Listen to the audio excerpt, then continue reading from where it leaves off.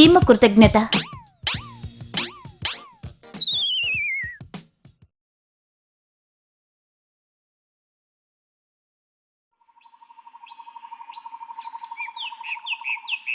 అనగనగా ఒక చీమ తన కుటుంబంతో ఒక చెట్టు మొదల్లో జీవించేది.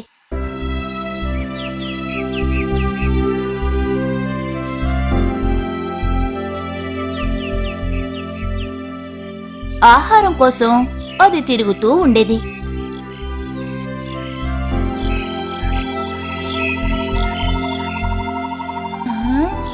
చెట్టుపైన ఆహారం దొరుకుతుందేమో ప్రయత్నిస్తాను.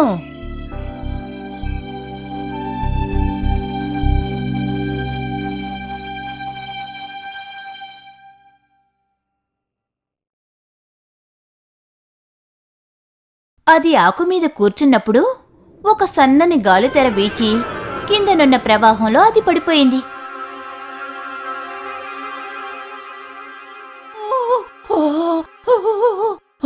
ఈ చల్లని నీరు నన్ను చంపేస్తోంది.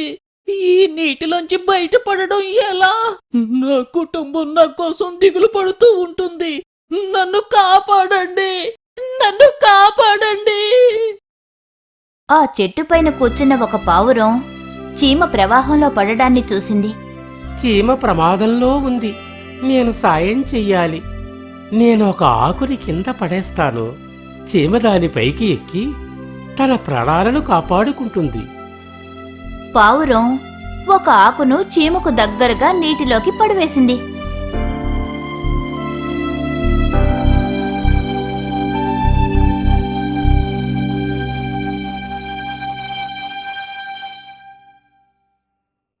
చీమ ఆ ఆకుపైకెక్కి హమ్మయ్యా అని ఊపిరి పీల్చుకుంటుంది.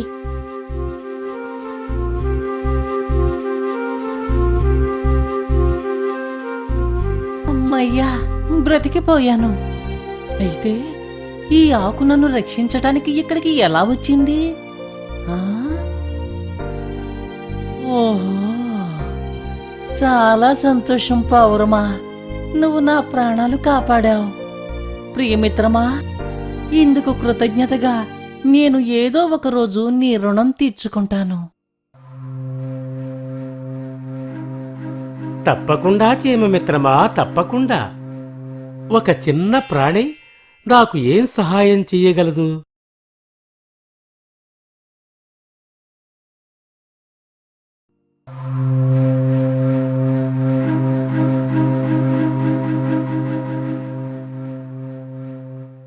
ఓరి దేవుడా, ఈ వేటగాడు పావురాన్ని చంపేస్తాడు. నేను ఈ పావురాన్ని కాపాడాలి. నా కృతజ్ఞత చూపించుకోవటానికి ఇదే తగిన సమయం అని చీమ ఆ వేటగాడి కాలి దగ్గరగా వెళ్లి అతని కాలి మీద బలంగా కుట్టింది. అబ్బా, ఏం నొప్పి! బాణం పావురాన్ని తప్పించుకుని చెట్టు కొమ్మల్లోంచి దూసుకుపోయింది. నా ప్రియమైన చీమమిత్రమా, నువ్వు నా ప్రాణాలను కాపాడావు. నీకు నా కృతజ్ఞతలు.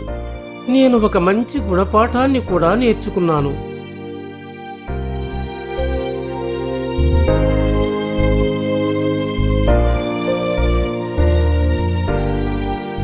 మన చేతలే మనల్ని గొప్పవాళ్ళని చేస్తాయి కాని రూపంగాని బలంగాని కాదు అనేదే ఈ కథలోని నీతి.